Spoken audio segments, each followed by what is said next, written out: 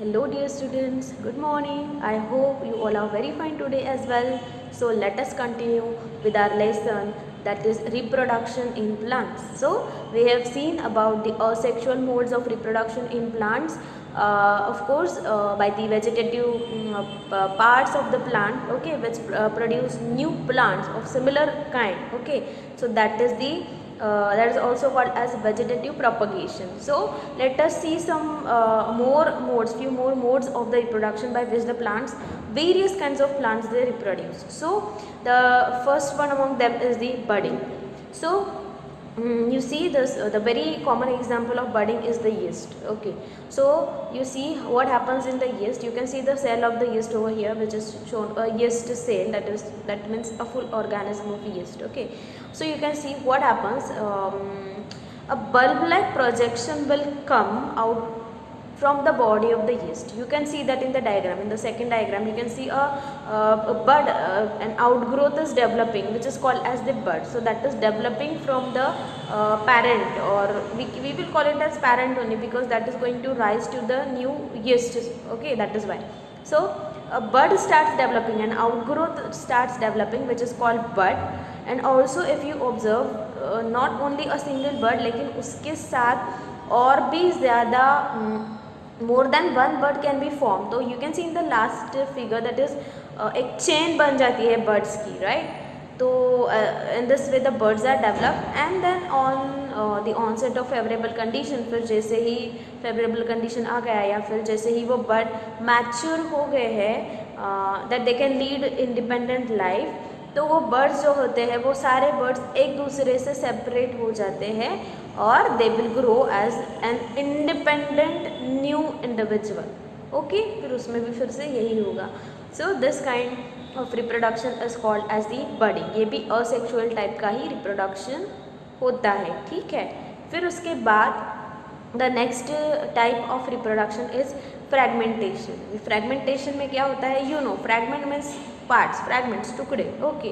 So if you have seen the algae, okay, algae which grows on the जो water होता है, stagnant water होता है, उस पर जो ये green color का grow होता है grass के जैसा, yes, that is the algae, और ये उसी का structure होता है. तो वो grass जैसे ऐसे thread के जैसे structures होते हैं, जो ऐसे which grow, okay.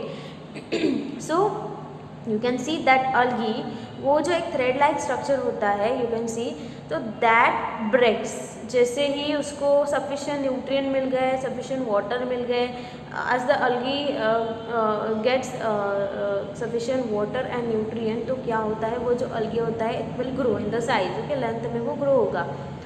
और what happens, it starts fragmentation, मतलब it starts to break into pieces. You can see 2-3 depends, वो जितनी लेंथ है उसके अकॉर्डिंग उसके पीसेस होंगे, and that we will call as the fragment. So it will cut into various fragments, और फिर ये हर एक फ्रैगमेंट जो है वो इंडिपेंडेंटली ग्रो होगा एज एन इंडिपेंडेंट इंडिविजुअल.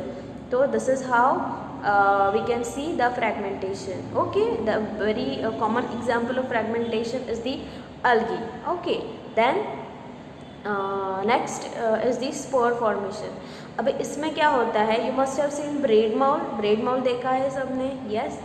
तो ये जो ब्रेड माउल्ड है, दैट वो जो है वो कैसे स्प्रेड होता है, that spreads because of the like by the way of spore formation only. वो कैसे रैपिडली ग्रो हो जाता है, वो ऐसे मेश के जैसे structure you can see on the bread, ठीक है. तो that bread mould it grows, और we can say it reproduces by the spore formation. क्या होता है, if you can see in this diagram, ये ऊपर बलून के जैसे वो थ्रेड लाइक वो खड़े हैं in the first figure. So they are standing like this, and जो ऊपर जो balloon like structure होता है, उसके अंदर spores बनते हैं. What are spores? They are like dust like particles. तो क्या होता है, वो जो होता है वो ऐसे पैक है balloon like structure. It जैसे वो मैच्योर हो गया, सारे स्पोर्स मैच्योर हो गए, तो दैट विल बर्स्ट ओपन, और सारे स्पोर्स बाहर आ जाएंगे. और क्योंकि वो बहुत छोटे होते हैं, they are very minute and they are very light in weight, तो with the help of air or with the wind they can go anywhere, they can even travel long distance. तो ऐसे तरह से वो spores will fall down side, और फिर वो spores से एक नया ब्रेड माउल्ट फिर आएगा. So this is how they reproduce. So some plants, this is a kind of plant, some plants will reproduce by the spores. तो स्पोर्स जो है वो एक असेक्सुअल रिप्रोडक्टिव बॉडीज होते हैं.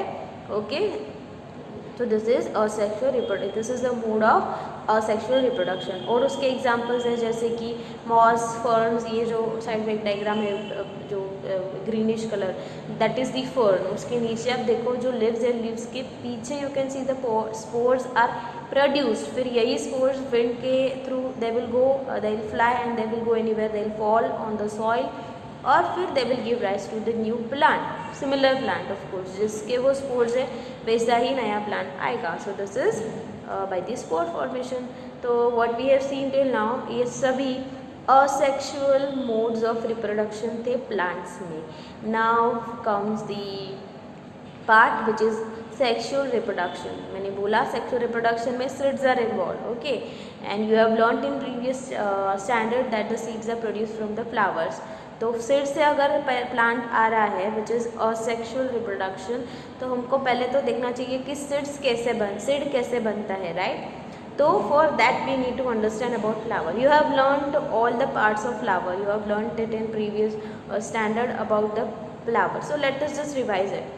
So basically flowers are the reproductive parts of a plant. Flowers क्या होते हैं, reproductive parts of a plant होते हैं, and flowers से ही seed बनता है and which gives rise to the sexual reproduction. Okay, now let us see the parts of flower. एक होता है stamen होता है, the sepals are there, then the petals which are variously colored, फिर उसके अंदर होता है stamen and उसके अंदर होता है pistil.